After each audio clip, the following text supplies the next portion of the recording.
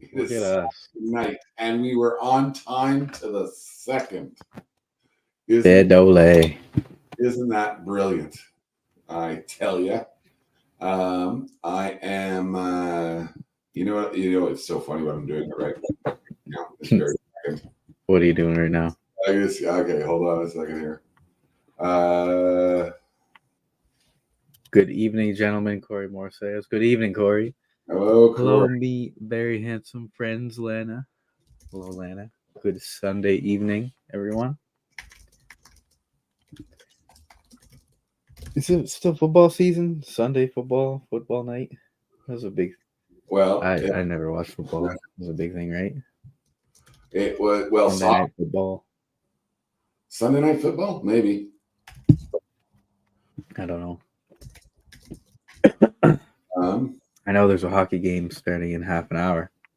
well, so here is. So here is the scoop. Last summer, you'll recall, we went to the opening game of World Premier Soccer, where we went to see Arsenal play and Arsenal win. And I only know any of this because I get texts and emails from both Corey and my dad. Because somehow the thinking that I went to the game made me interested in the game. I love it. Oh, Premier League. Sorry, that's what it's called. The Premier League. And but either way, and the event was fantastic. It was like literally just amazing, and I'm so grateful that I had that experience. But that said, Arsenal is, as of today, going into, I think, the playoffs next weekend. And I don't know if it's like one playoff game or if it's like hockey, like there's 71 of them. But they're in first place, and I don't think they've been in first place for a long time. In their league, I don't think. I don't think they've been. But very well, I could be wrong. But I kind of remember top of the table. Apparently, it's called in England. Top of the table. Top of the table. One game left.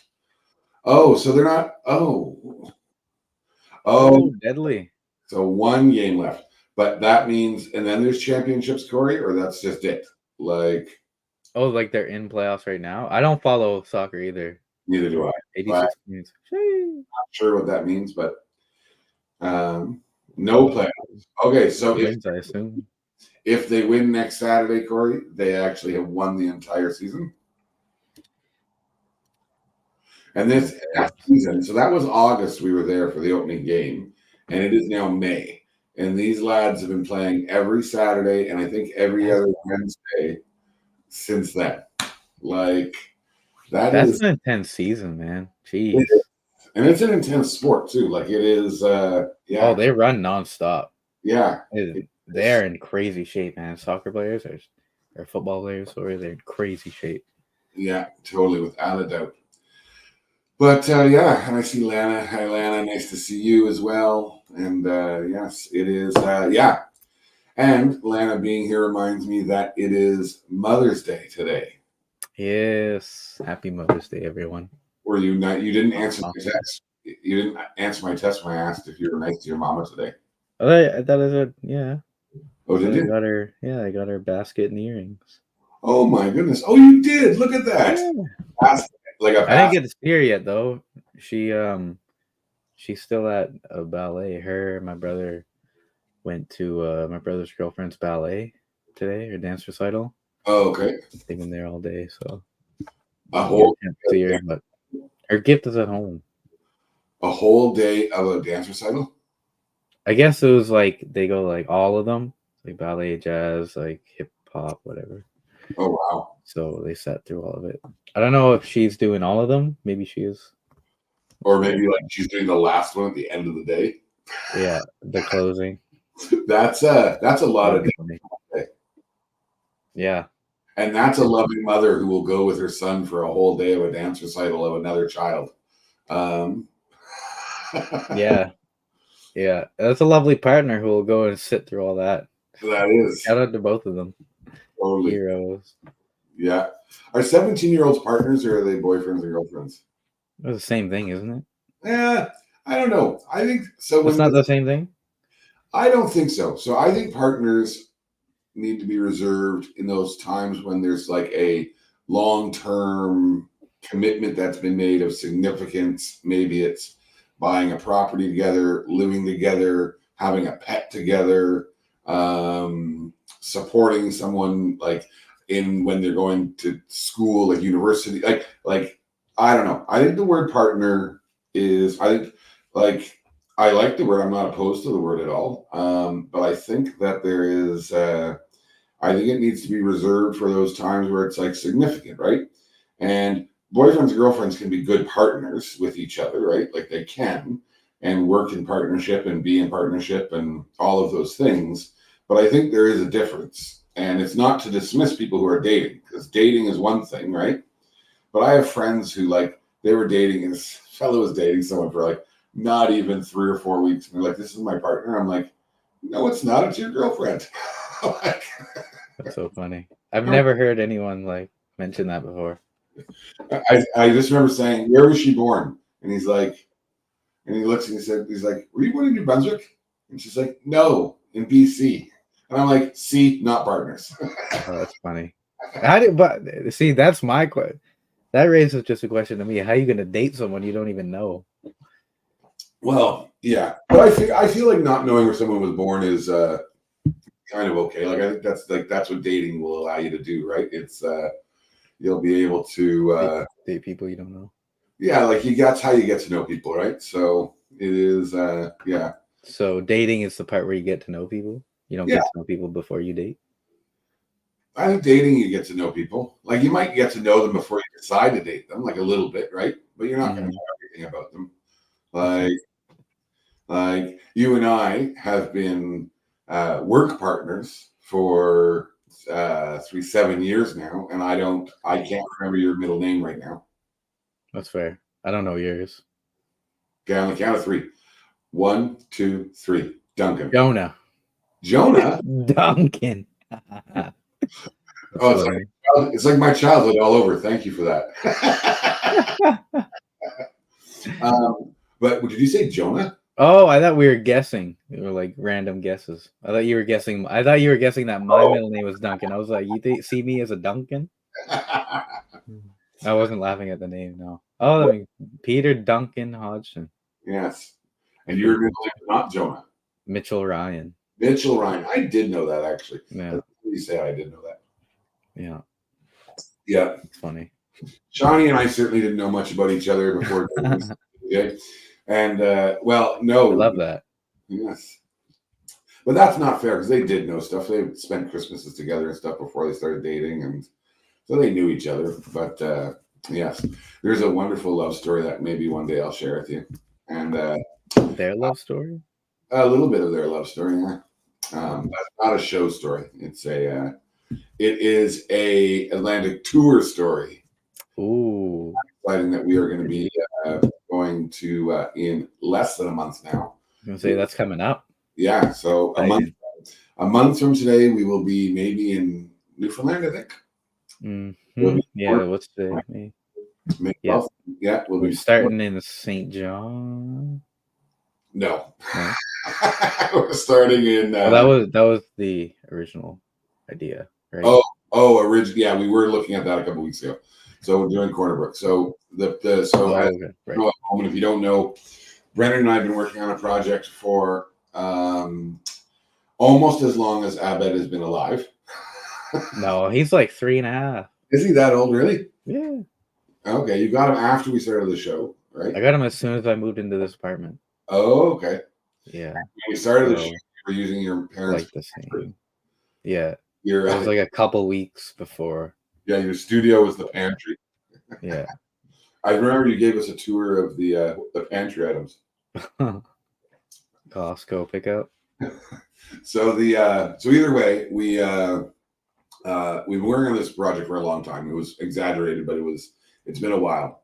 And the last component is super exciting, where we're going to go and meet young people throughout Atlantic Canada and share with them how they can lift up the voices of youth in their communities. So we'll start in Member 2, First Nation. And from Member 2, we will make our way to, we'll head back to Truro. So we're going to land in Halifax. That day, drive to member 2. The next day, we will have do an event in member 2. Come back to Truro, spend the night in Truro. You will stay in Millbrook because you're 12 seconds from your house. The next day, we will head to Miramichi, I believe, is where we're heading. Miramichi in New Brunswick. Mm-hmm. Process there. From Miramichi, we'll make our way over to Summerside, PEI. We got to sort of finalize this week, but like we're looking at Lennox Island First Nation. Then we will drive back to Halifax. Halifax is the sort of theme and anchor, as we'll see. Drive back to Halifax. Later that day, we'll fly to Deer Lake, Newfoundland. Drive from Deer Lake, Newfoundland to Corner Brook. That'll be fun. And then we'll be in Corner Brook, Newfoundland for a couple of days. Then we will drive back to Deer Lake, fly back to Halifax, and an hour later fly to Goose Bay, Labrador, where we'll spend a couple of days, and then we will fly home on the Saturday, the 15th. That's awesome. Yeah. So, and Kate is super excited, and I am not even remotely concerned that these are long days because she is a beast. And so I'm super excited that we're going to have a good team. There's been a couple of adaptations, but is everyone booked in? Everyone's booked, yeah. Nice. Yeah. The only thing is that Andrew can't be with us in member 2. He's going to fly in on the Monday. We're going to pick him up in Moncton, actually. I forgot that stop. On our way to Jay, we're going to pick him up in Moncton and then keep going. Oh, it's not bad. So he'll fly in the next morning. So it's super exciting. Yes.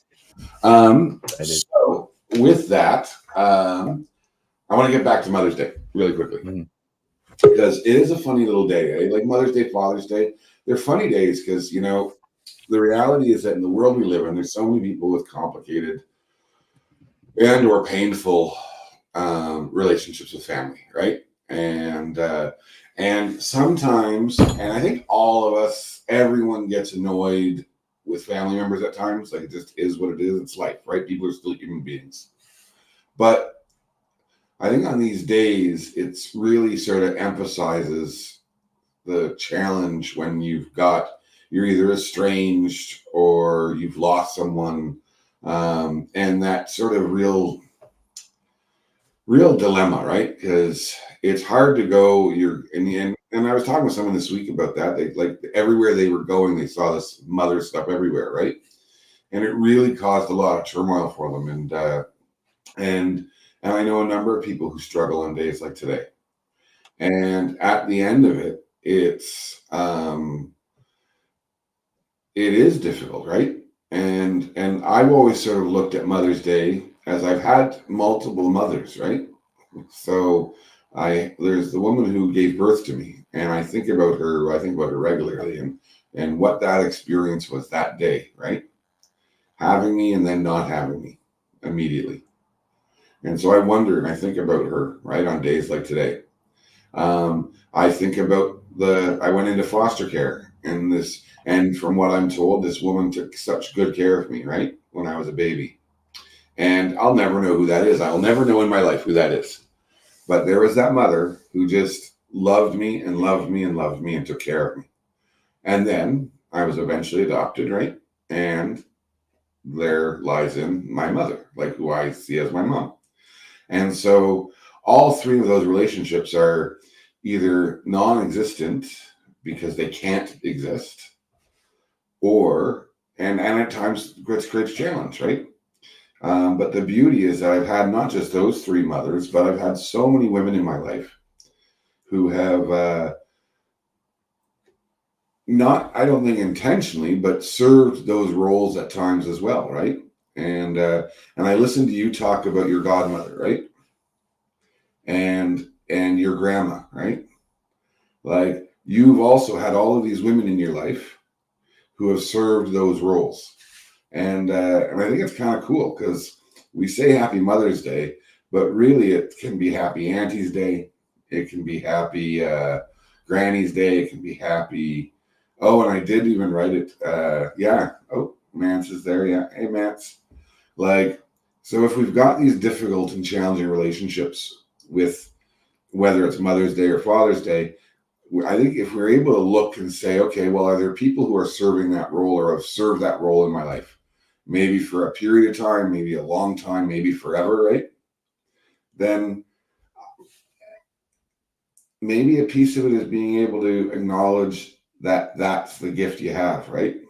I don't know. I've been thinking about it lots. It is because these days are hard for folks, and I keep and this morning I was thinking about those folks who the day it's going to be hard for, and I hope that they found throughout the day some ability to find some peace, and yeah. You know what I couldn't find today? What? A picture, TikToks? TikTok. No, a picture of you and your mom. Oh, really? There's a good one of we got one on the ship, I think in Paris. I thought so. I was trying to find. Yeah. It was like the day we got to Le Havre, I think. I did find some other wonderful pictures of you though that I'm saving for another episode. Nice. Oh my God! On Facebook? Yeah, I've never gone on Facebook like way back. Oh, it was fun. Yeah, there's some old ones on there. I wish I had all those. My parents took me when I was super young to this. In PEI, there's this place we should go to it. There's this place in PEI you can go to and get like old timey photos done. Yeah, and so I dressed up. They dressed me up as this little Indian, with like a feather on, awesome. Holding a tomahawk, and had like leather chapels on. And I remember I was right mad. I didn't want to do it because I was right embarrassed because I had to take my shirt off to put on the whatever the like beaded whatever warriors wear. Yeah. So I was like in the picture. I look right mad because you're all naked. Yeah. But I felt like we got pictures that day. That would be funny to see. That would be. So I'm saving them for another special occasion. I don't know what yet, but I'll find a use for them. We got a bunch of because my auntie Ravina, or my auntie passed there recently, and my godmom and my mom and my aunties and stuff were all going through her, and they had she had a bunch of old pictures of like everybody, and it was very cool. They were sending our group chat. It's like a bunch of all these old pictures of like just my aunties and my great aunts and great uncles and everyone. It was so cool. Like it's crazy to think that like that's not an experience that a lot of people are gonna have in like a generation. So like having pictures and stuff. Yeah, totally. Yeah. In this movie, I found a bunch of photo albums, and oh, nice. It is. Jimmy, our pal Jimmy, who was on the show, Jimmy Hassan, Counselor Hassan. He says Mother's Day to all the mothers, yeah, and to all the aunties and grannies and nanas and cookums and who are serving that role either every day or just in their space or communities. A big shout out to all of you as well, because at the end of the day, they are the ones, these women who remind us that we're not alone. And we might not have those connections we have with our birth families or our family's origin. We might have strained relationships, but at the end of the day, we have these other women who are stepping up. And so a shout out to all of them, whether and whoever they are. And yeah, we have. Pardon me? It's a big shout out. It is a big shout out to all of the women, and sometimes dads too, right? Because in fact, a lot of dads who have to step up and serve that role, and so we lift up everyone who is encouraging, caring, and supporting children and young people in their life. We are really lucky tonight. Yeah, super awesome. A couple of years ago, and it might have been last year, actually. It might have been, it was last year, I think. In fact, last year I had the opportunity to meet this young fellow who's going to join us tonight. His name is Nodin Hiltz-Andre, and I met him, and immediately we connected, and I know that for a fact, because we're going to first bring him to the screen, and we're going to put him on mute just so I want to be able to, his sister shared something with me today, and so I want to be able to, we're going to bring him out here. This is Nodin, everyone. Say hey to Nodin.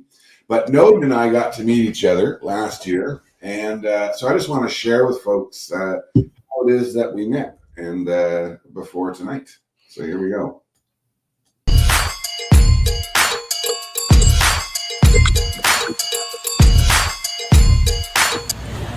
Nice.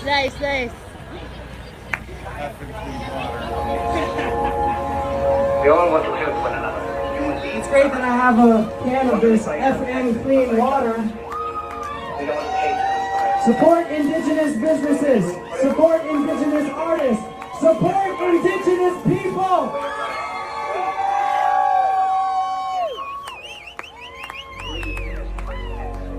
That was our first meeting.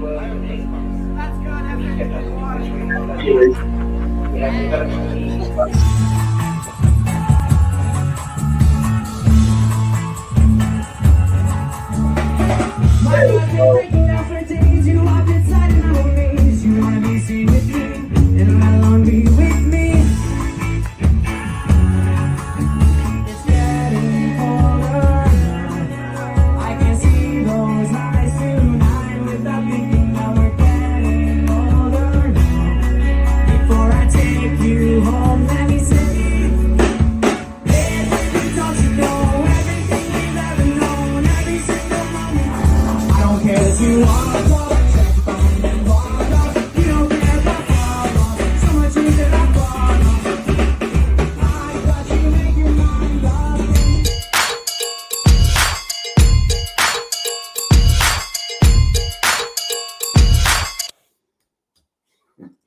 There we go. Welcome, Nodin. Welcome. Thank you very much, Peter. That was how we got to meet. Dance. Did we mention what event that was, by the way? Well, I just celebrated 14 years of recovery, but Yes. that was Beer Fest. Beer Fest. Oh yeah, that's so funny. I That remember was, that. and that was before I had any beer. There you go. And if you might have seen one of our top fans there dancing as well. Lana was there dancing in that video as well. Yes. So, yes. Now I know why I recognize Nodin's face on the poster tonight. It was so much fun. It was fun. It was a great show, Andrew. It was incredible. It was awesome. Mhm. Absolutely awesome. That was great. So, Nodin, welcome. Thank you so for much. coming to walk with us. Thank Oh. you so much for joining us. Oh, sorry. I just got to interrupt for a second. Jimmy says, you're a great dancer, Peter. Thank you.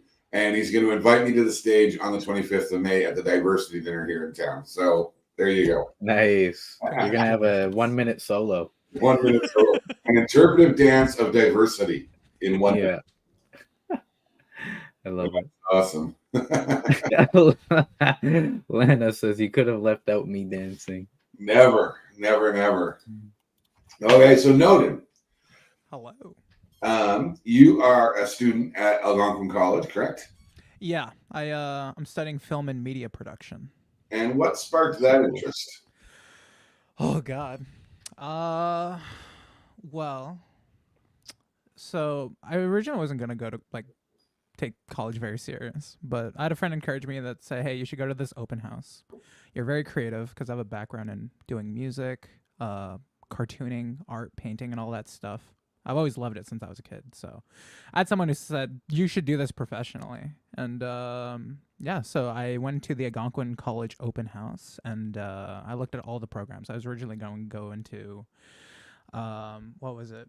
It was media foundations. It's like the program beforehand, and I was probably going to do something like that. And then I was looking at other programs like digital design and stuff like that, because I have a little bit of Photoshop experience, and I'm like, that could be fun. But and then I landed on video and media production, like the actual production of all these things, about how movies are made and what is it like on a set and stuff like that.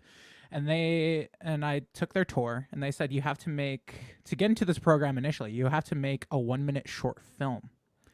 And that really, really excited me, because I'm like, how am I going to make a short film? And the limitations were like crazy. It had to be exactly 1 minute. It had to be, there had to be acts and arcs. Like there has to be a story there, and you can't have people in it. It has to be about an inanimate object that you have to create a story around. So I thought for weeks, I'm like, how am I going to do this? You know, I like music. How am I going to do something like this? So immediately, it was the program I left thinking the most about, because I felt like it would be some kind of challenge. So I spent the next couple of months working up a story about. I wanted to make an art house interpretable like short film about a wooden hand, and I spent so long on it. I wrote the soundtrack for it because I wanted to. I wanted it to be scored.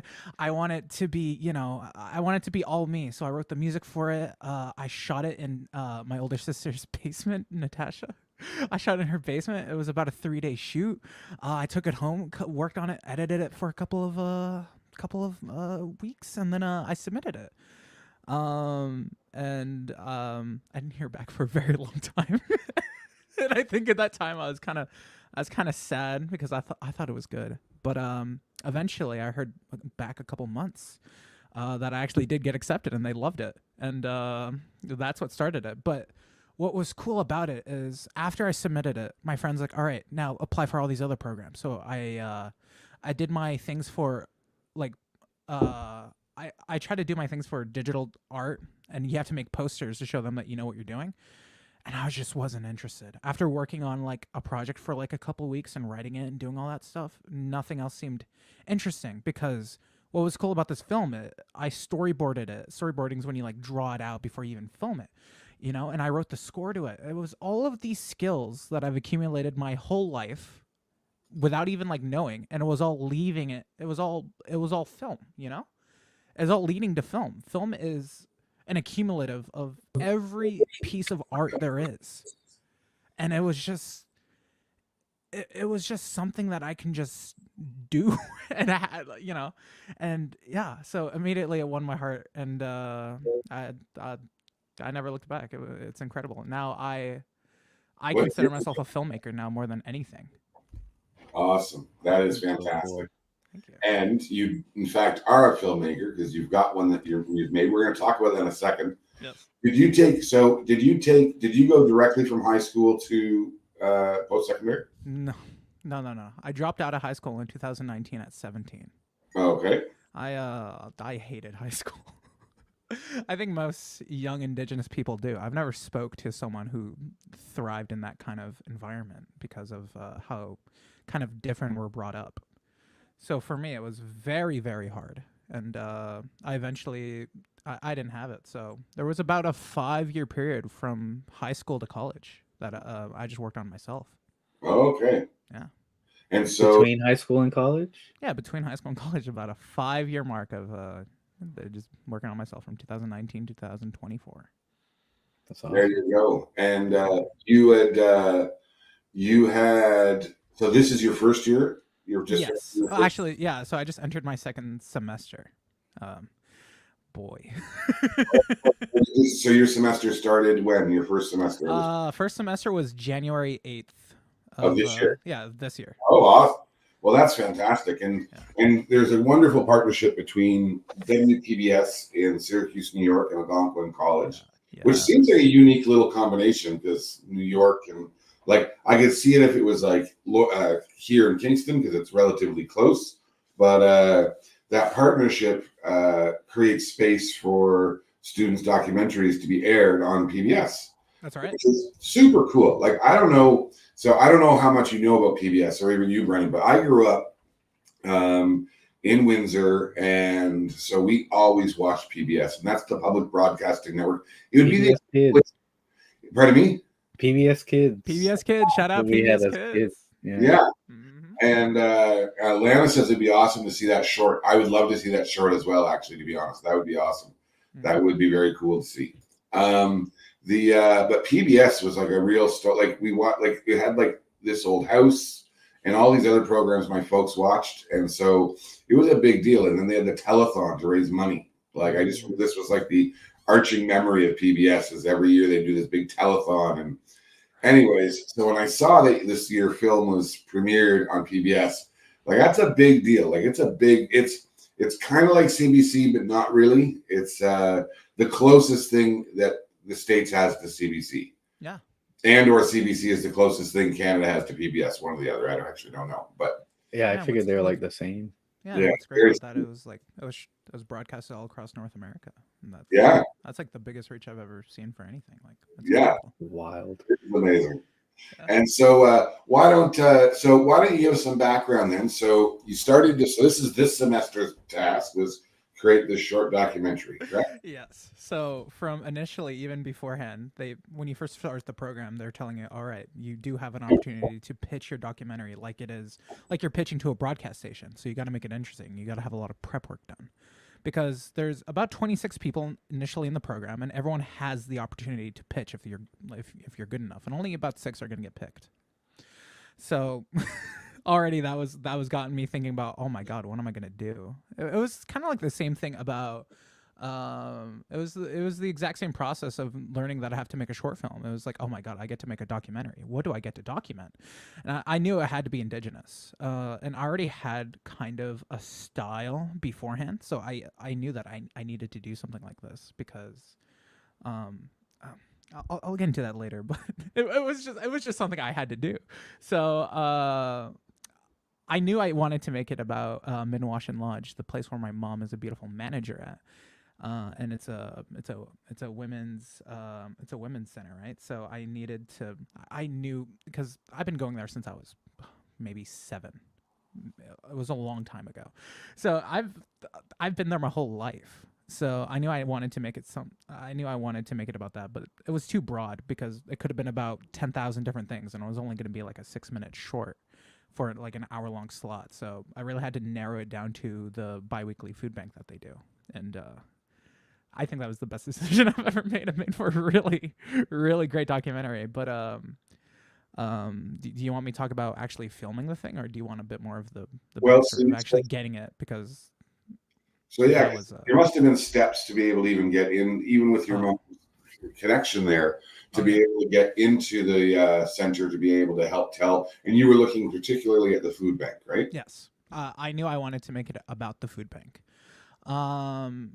So, well, what's great about this too is, like, for me, growing up doing art, I never related it back to being indigenous.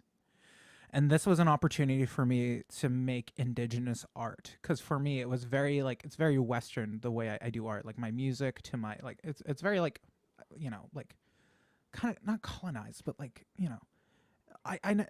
being indigenous was never at the forefront of anything I've ever done in terms of, like, making art. So this was a really interesting opportunity for me to kind of connect with my culture, which was really, like, opening for me. It was so for me, learning how to interview people and getting good interviews to put in a documentary, and me genuinely learning about culture and what why an indigenous food bank would be important anyway. Just simple questions like that, because in your head you'd go, oh yeah, that sounds hella important.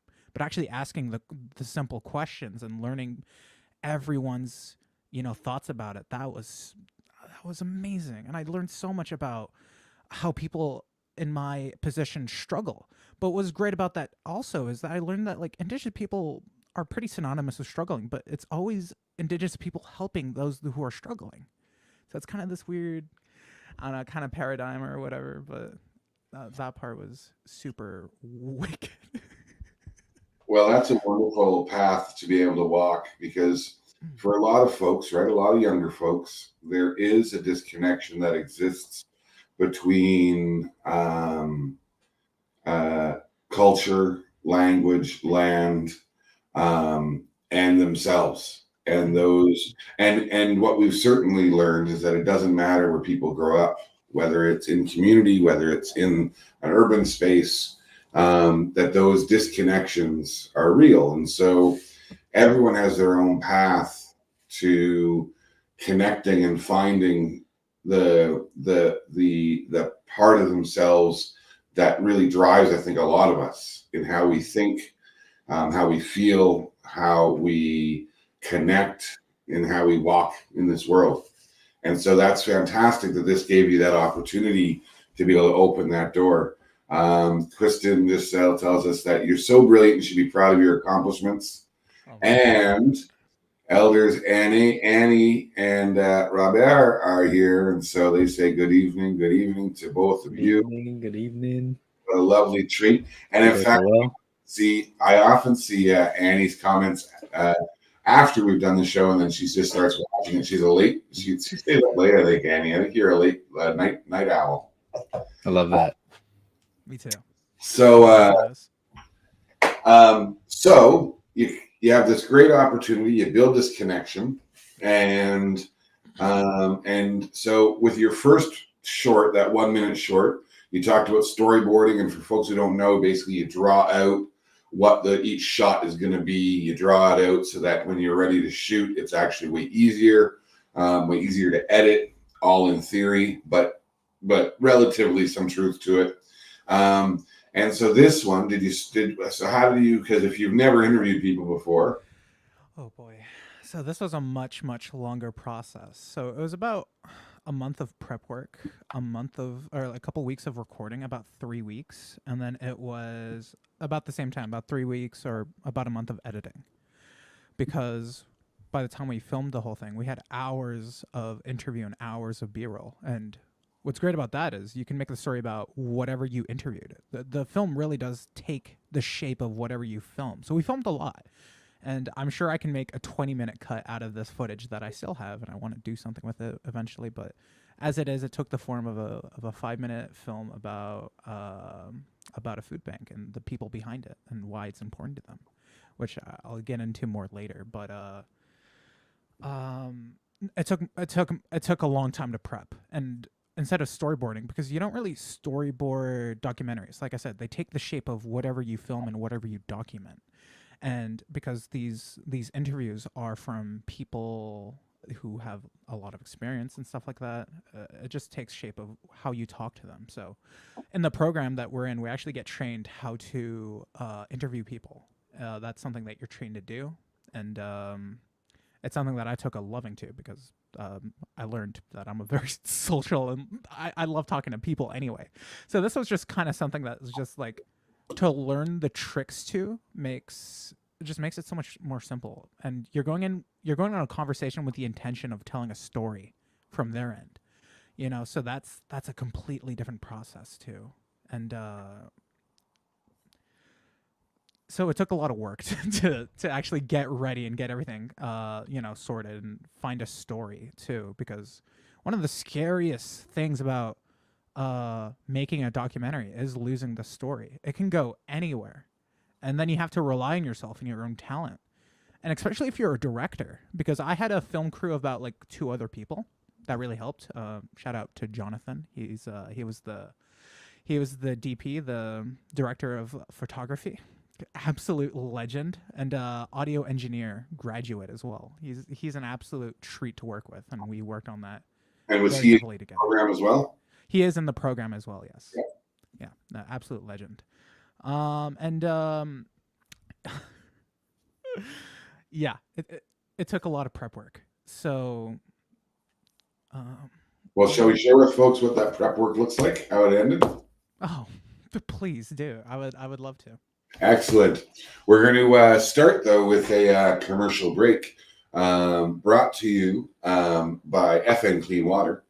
And this fun little video, you might not know him, but those of us who love music certainly know who Johnny Reed is. And so here is our first and the first commercial of all time on Come Walk With Us. Guys, Johnny Reed. I just wanted to say a few words in regards to this incredible company that I just stumbled upon. It's FN Clean Water. This is a huge issue that really has a big negative effect on dozens of Indigenous communities across Canada trying to find clean water. Well, we got it. This company based out of Ottawa is making sure that all the communities across Canada has access to clean water. So go check these guys out. I'm a big fan, a big supporter, and we need more companies like this in Canada.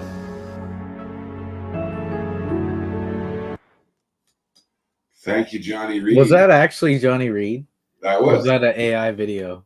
No, the real. That was really Johnny Reed? You were there. Didn't you see Johnny Reed play at the Cash Festival last year? Still Right. in disbelief. Yeah. No, I just wow. That's Wait, so you were- cool. I totally forgot. Right. You forgot that you saw Johnny Reed? Yeah, I remember Trooper being there. That's great. When your So life cool. is That's too what, at the start I interesting. was like laughing. I was like, oh, here's another AI video that Peter made. That's No, crazy. I make That's AI, so cool. Another one, huh? AI videos. That is so cool. That's insane. Yeah. That's So goals, man. without further ado, though, friends, we are going to introduce you to the documentary that Nodin has created. Yeah, so you ready? Ready? Let's see it. All right. Excellent. All right, here we go.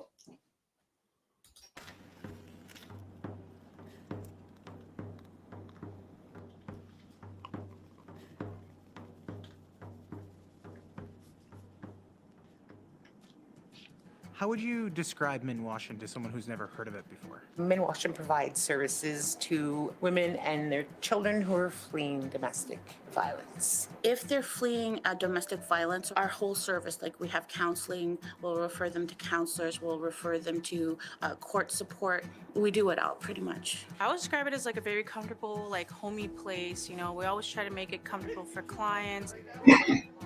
Everything about this place is just about being included and embraced and just accepted.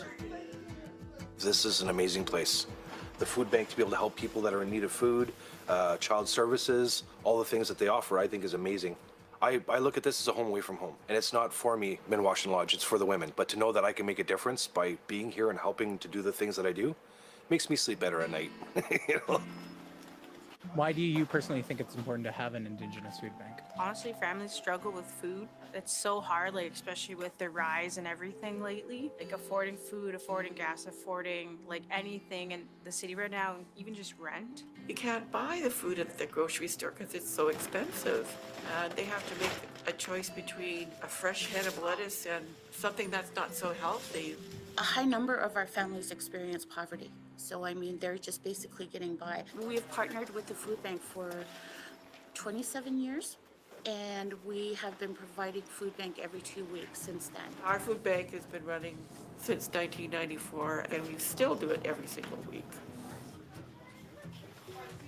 And there's mushrooms back there, too.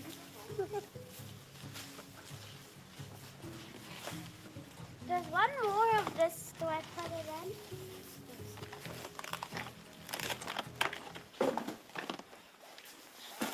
We should have access to fresh food, to healthy food. We just try to make it a little bit easier for families to just have like a decent meal on their tables for their family, you know? Why I work as hard as I do is because I know what it is to struggle as a single mom to be able to feed multiple children. Food bank is a really big way of giving back to the community and helping them out because it's important that our children are well fed because holistically, if you're fed well and if you have a good sleep and you have lots of love, then you'll just grow like a beautiful, beautiful plant.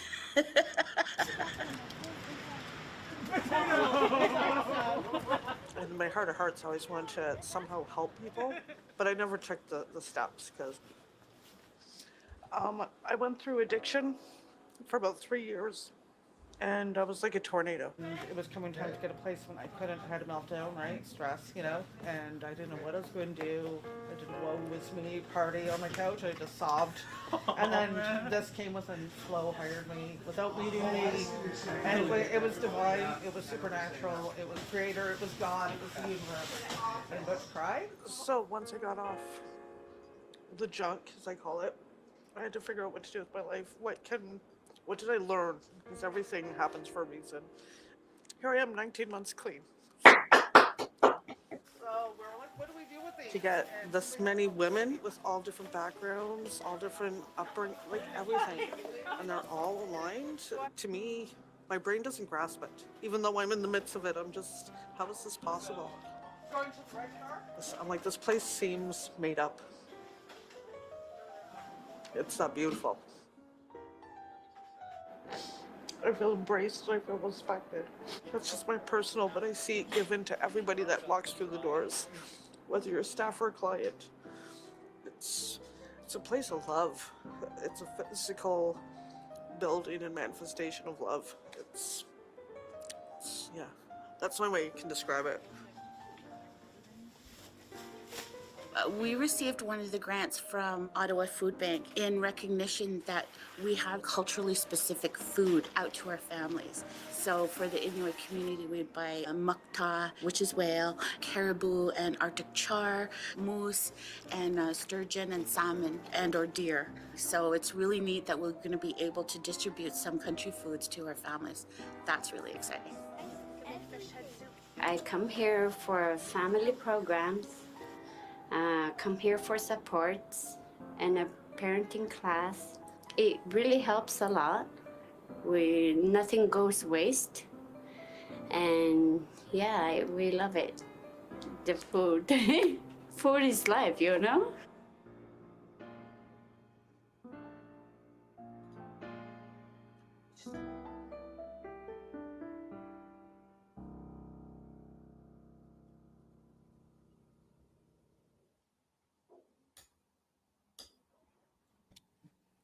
That was beautiful. Oh my god. Wow. That was 5 minutes? Yeah, it was only 5 minutes. Wow, really? Thank you. Felt like 2. Absolutely fantastic. That was great brilliance. It was good enough and strong enough in that moment that I couldn't help but open up our Canada Helps page and make a donation to the lodge in your name to honor the work that you've done on this project. So it is, it is. You brought the spirit of that space and shared that spirit. It's storytelling, right? This is how, like, all three of us are from different nations, but this is how our ancestors have shared and taught and learned and created change and helped and healed, like, and you captured that completely there. It is absolutely stunning. It is that was a brilliant job you did. Thank you so much. Yeah, that was master such an honor. storytelling. I can't believe you were able to just capture all of that in such a short amount of time. Yeah. Like,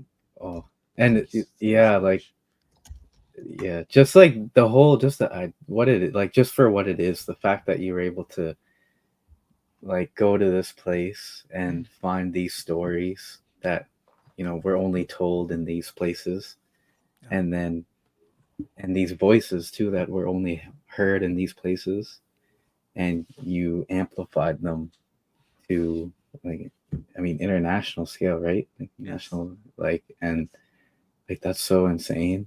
And the fact that you like created medicine through that too, to where you can, where you're like, when you share their message and their story and their voices, it's creating this like thing inside people when they see it. Like, that's so cool. That it's crazy. Like you talked about earlier about how your art being kind of like westernized and modernized, and you kind of use the word colonized, and but it's cool. It's really beautiful to see, like, and you made the comparison, Peter, about this is how our people, you know, educated each other and shared stories and teachings and worked nation to nation, and like, this is where we've come, you know, like, this is where we're at now, like, and the fact that, like, because of the technology and advancements, and the fact that, like, us three nations are able to sit here and talk, like, it's so cool to see, like, just all in that little perspective. That's insane. Like, I really lift you up, man. That is amazing. Thank you so much. That means so much. It is a super special treat, and we at Three Things we have a great fondness for film. We're the presenting sponsor of the Reel Out Queer Film Festival here in Kingston, and have been, I don't even know how many years now, and we are again this year. And it is an honor to be able to support filmmakers and bring these filmmakers. That Reel Out is amazing. They do phenomenal work. And their board and Matt Sultan, their executive director, is absolutely just brilliant. And they've been creating space, particularly for LGBTQ2S filmmakers, longer than it was on people's consciousness, and as well as a ton of other artists all over the world, like creating space for those voices that often don't get heard, and listening, and was her name Flo, who was sharing about her lived experiences? So Florence was my mom. She was actually in that film, and she's the manager at Minwaashin. And Happy Mother's Day, by the way. As a gift for her. So her name, who talked about her life experience, her name was Joy. Joy.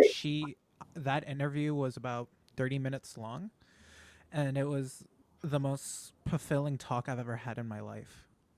Well, Joy, if you see this or you're watching it, first of all, congratulations on 19 months. Super proud of you.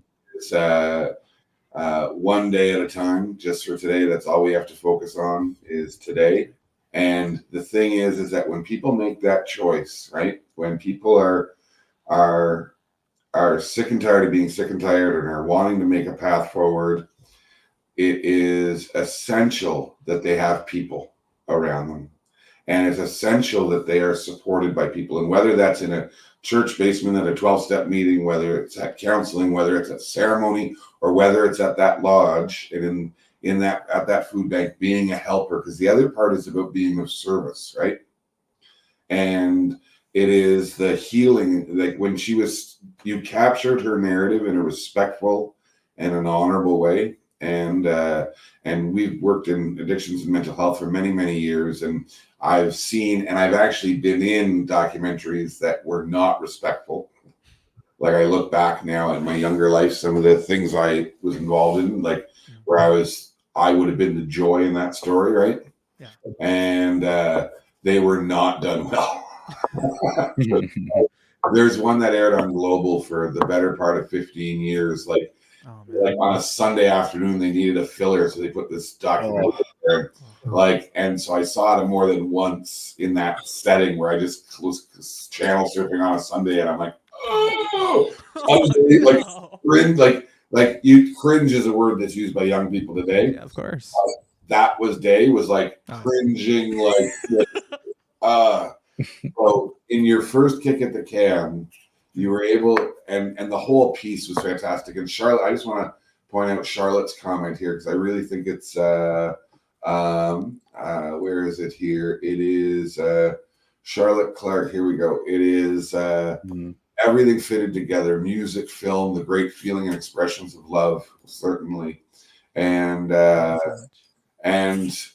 our friends at the Millbrook Food Bank, who, by the way, we if you can send us a message, we tried to send something your way, and it didn't work. So if you can send us a message, we'd love to connect with you. This is in Millbrook First Nation, where Brennan is there. Community. This is the food bank there, and so they're right, done in a dignified way and compassion, without shame, without stigma, and Lana says that Natasha sent the link to the 1-minute film, so I'm hoping that it'll be in my inbox as well. Oh my God. It is not as of yet, but maybe Natasha did. She's giving away my film without permission. How dare she? Well, that's the benefit of being your much, much older sister. That's the thing, right? Isn't that crazy? And we saw how much older she was earlier today when we were trying to, I don't know. Oh, she's trying to put me on speakerphone. What is the age difference? Is it a big age difference? About 15 years, yeah. Really? Wow. Yeah. Quite. I think it's 12 years. I think 12, because you're turning 22. I'm turning 22 in a little bit. Yeah. Yeah, around 12 years. 34, I think. Oh, it's in my Facebook inbox. Okay. There you go. How dare she? Giving away my films for free. How dare she? I'm joking. That's a joke. When you think about what you've achieved here, right? And that achievement was attached as well to the this opportunity around PBS, and so and it sounds like it. Is this your career path? Can you see this as your career path? Yes, there is nothing more I want to do than to make films like this that like people can watch and take something from and be proud of, and like even maybe attach a bit of their identity to. This is what I want to do because this is what I feel like I've been doing with other things, but this is a place where I can put all my talent together and amplify what I have inside me to a much more easier accessible medium. Yes, I want to do this for the rest of my life. Awesome. That's unreal. In the ticker below, you'll see there is the opportunity to watch all the shorts. I think this is the wrong way to share these. I don't know. I don't know. But there is a link, and we'll find the link on YouTube where you can watch all the shorts from the PBS show. I think I closed the actual. Oh no, here we go. Oh yeah, the hour-long segment, right? So somewhere, yeah, I had the link right on their YouTube or right on the site. Yeah, so the hour block of the PBS thing was on the Algonquin YouTube. Algonquin, yes. So it's on Algonquin's YouTube page, yes. And there's some great documentaries right there. I worked alongside many people making their passion films too. It was a beautiful hour of the next generation of filmmakers. Making documentaries, and the opener, directed by Fuad, one of my great friends, called The Messenger. I love that one. I still rewatch it to this day. It's beautiful. But there's also near the end, there's another documentary done on me about my fitness journey. Really? Yeah, directed by Olivia White. She was great to work with. I had no touching in the making of the film, but it turned out beautiful. It was just about my 2-year fitness journey. Wow. And was that part of this same project? It was done on like different times of the month, because these were like, I was very with my team working on the documentary like for like months. So when I had like a little bit of free time, like a free morning, we did the interview and the B-roll all in one sitting, and then she took it and edited it all on her own. It was really great. Awesome. I just giving out shout outs here. There you go. Yeah. There is I will offer one of my favorite Indigenous films in the last number of years was Blood Quantum. Have you seen Blood Quantum? No, I have not seen Blood Quantum. So I feel like I love it. Produced and directed by Jeff Barnaby, Mi'kmaq fella, Canadian director and actor. Sadly, he passed in 2022. But that film, I think, was when I watched. Have you seen it, Brennan? Oh yeah, It is so good, and they even talk Mi'kmaq in it. Yeah, totally. Like, which is awesome, and I would strongly recommend that. I think there is just for Indigenous filmmakers to be able to see a way that a film can be made. It still had the Canadiana kind of like vibe to it, and whether Indigenous or not, there's that Canadian TV and film vibe, right? Like even the new Law and Order Toronto has got that vibe. Like and I like it. I don't say it in a negative way, but it's a notably Canadian version of insert whatever. And Blood Quantum, I would recommend to any young emerging Indigenous filmmaker to watch, to be able to see how to connect in a really good way those narratives. I thought it was awesome in every way. It's like a zombie movie. Yeah, post-apocalyptic zombie Do you know movie. how we would be able to watch it? Is it just up for rents? I think it was on Netflix for a while. I think it was trending on there, but it's on YouTube and stuff for sure. Yeah. I don't know if it's on Crave. Might be on Crave, HBO. It's on. I'm pretty sure it's on one of them now. Like switch to a different one.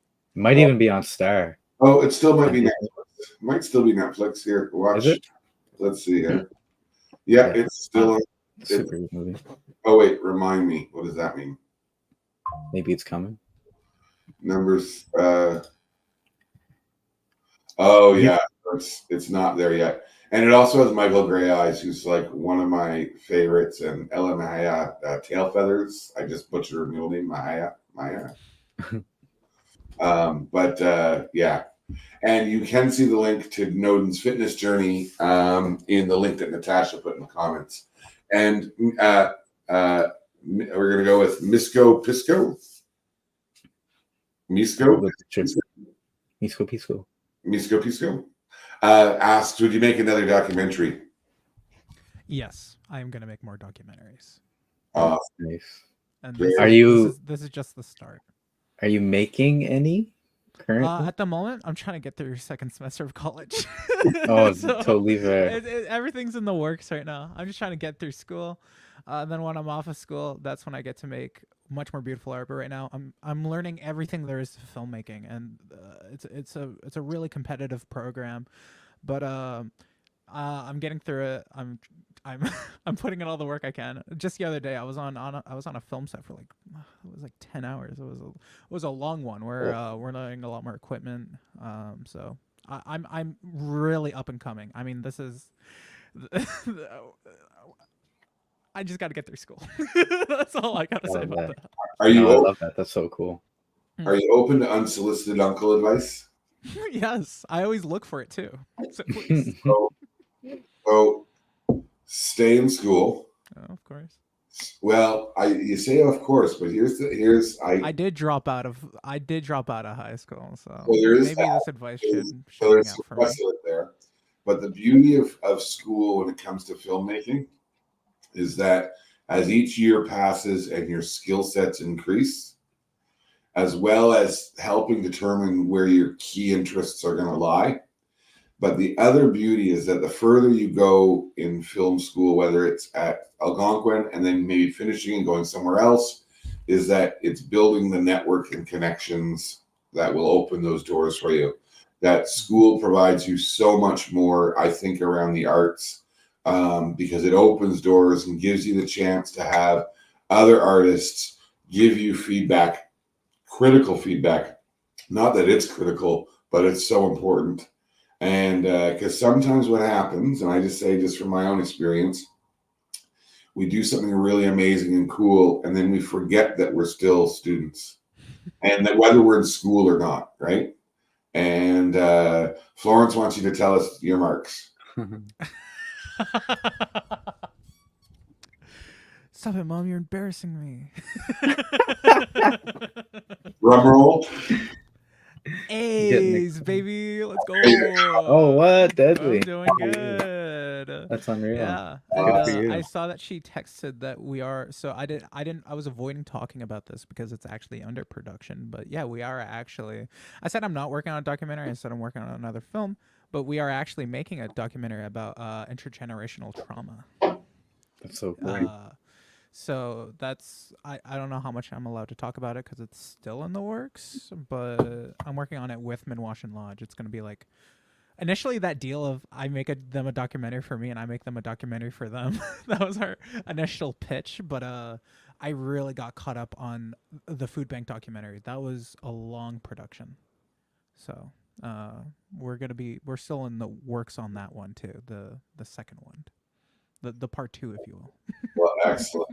Lana tells us that Blood Quantum is on Amazon Prime. Oh, beautiful. There we go. Charlotte tells great advice, Peter. Education is never heavy to carry. Well, I want to talk about the education part too, because I've met people I know I'm going to be working with for the next 20, 30 years. I know that.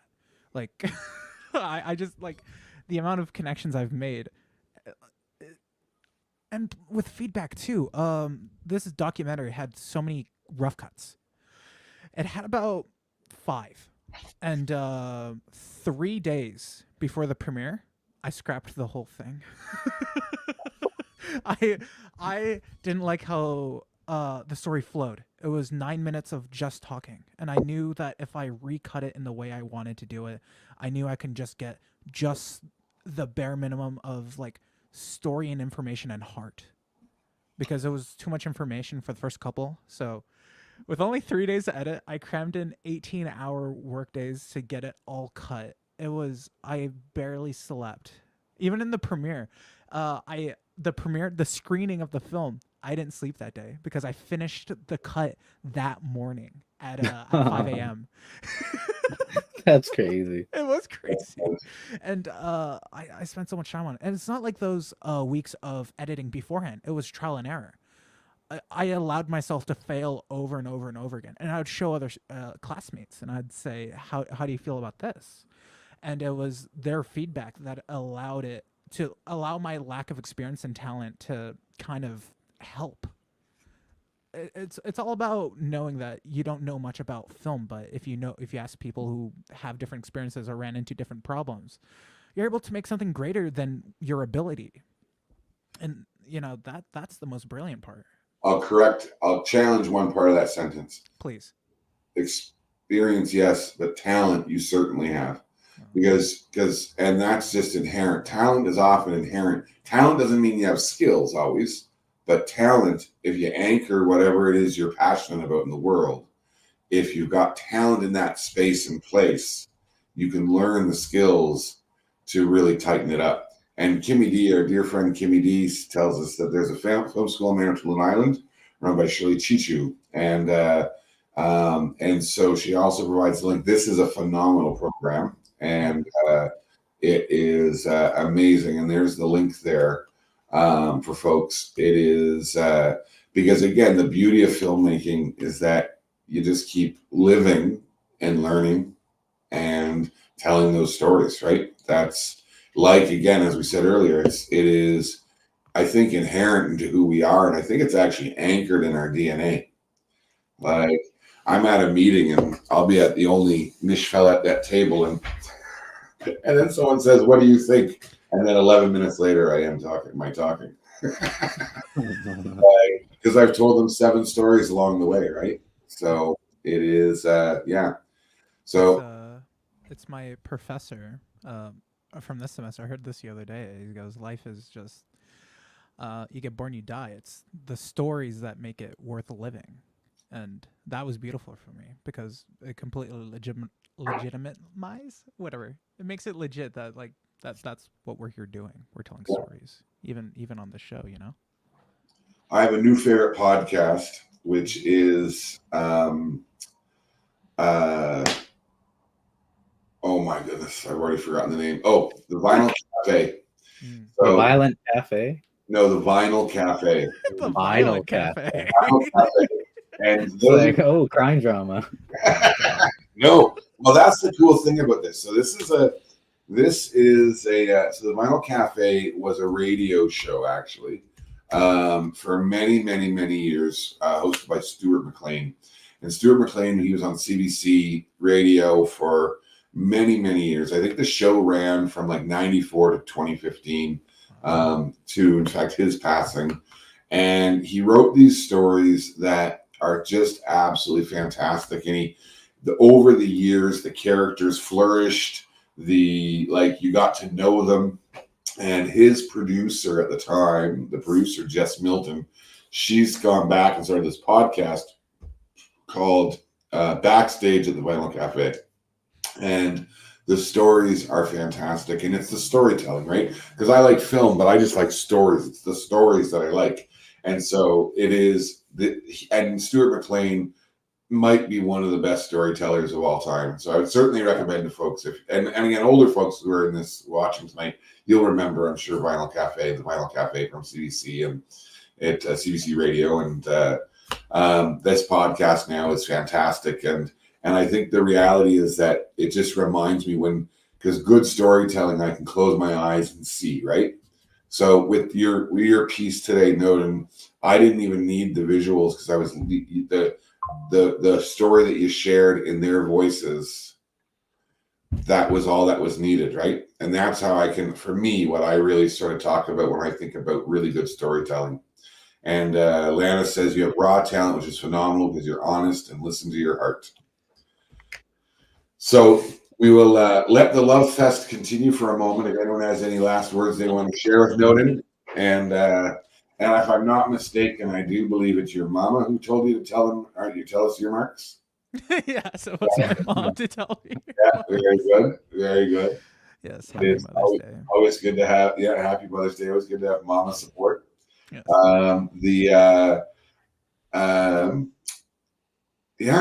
I am super grateful that you came to hang out with us and come walk with us tonight. I'm Nodin. very honored that you decided to have me on. This has been a pleasure.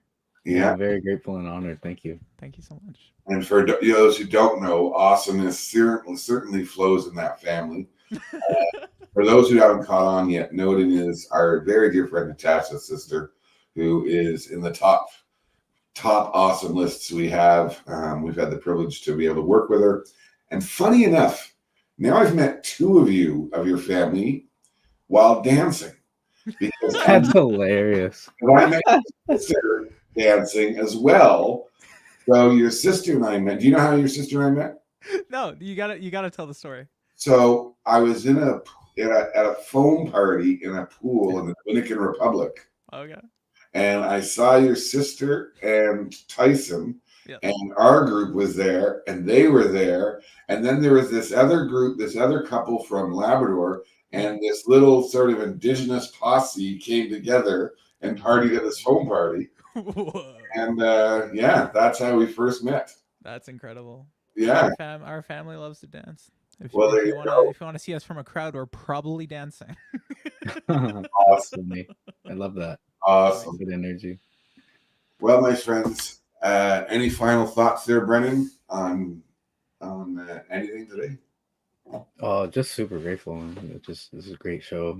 Thank you so much, Nodin, for joining us, and I really hope you'll come back on the show sometime. And I'm looking forward to your next projects, but I'm looking forward to see how you do in school and see you.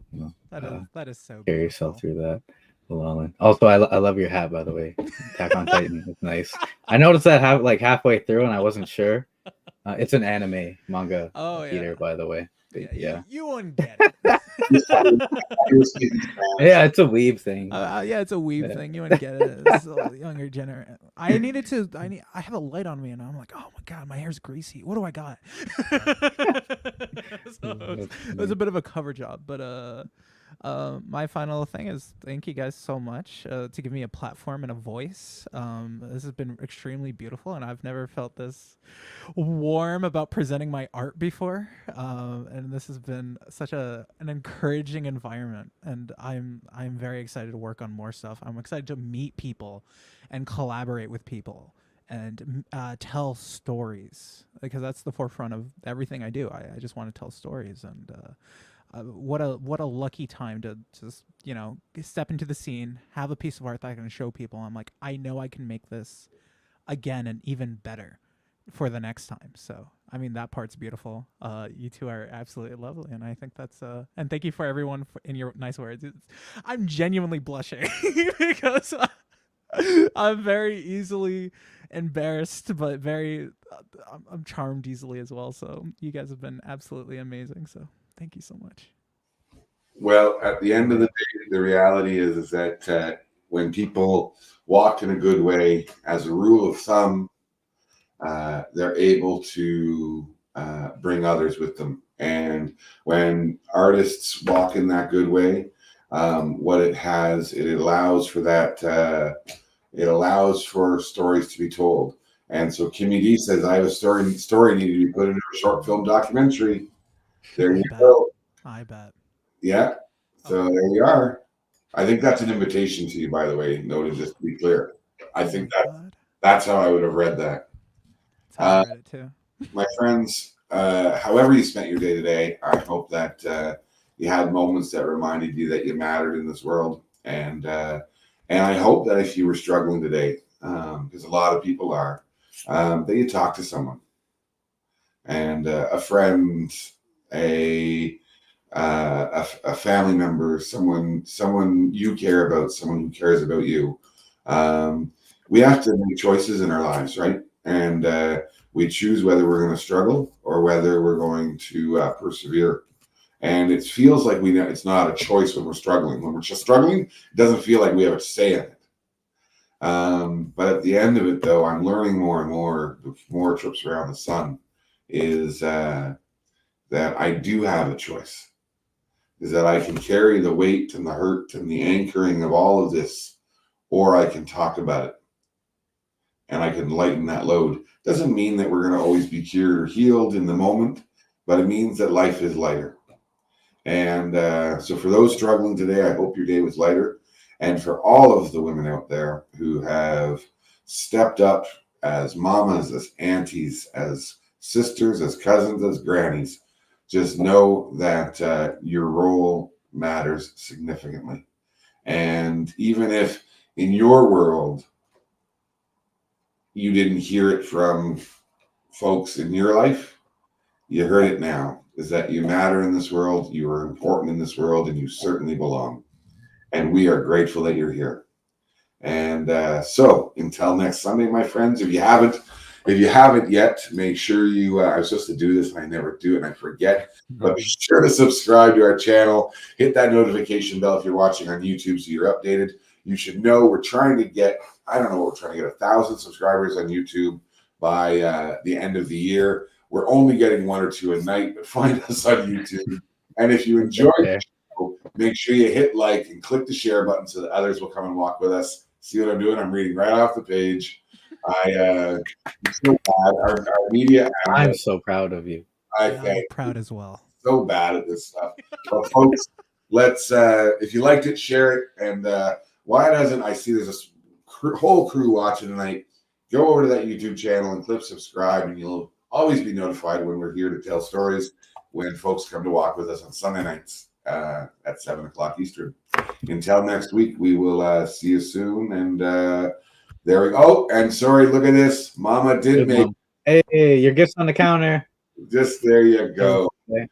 Happy Mother's Day, Mellow. She survived a day-long dance recital. I'm sure she loved it. It would be me surviving. She probably loved it. Yeah. I was projecting onto your mom, but there is Mellow there, and so yes, everyone have a great night, have a great week, and we will see you next Sunday night. Thank you for coming to walk with us. Well, while we this.